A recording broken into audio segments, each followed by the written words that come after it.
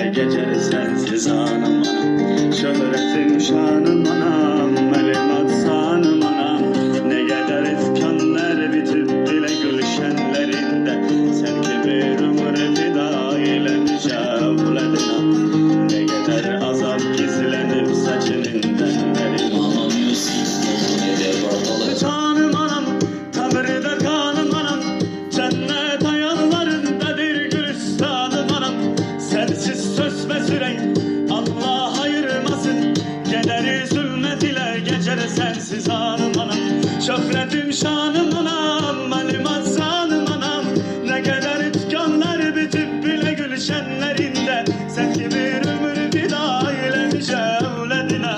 Ne kadar azap gizlenip saçının tenlerinde. En güzel hanım anam, cennet hurisi sen. Senin ettiğin dualarla işe çarptı başım.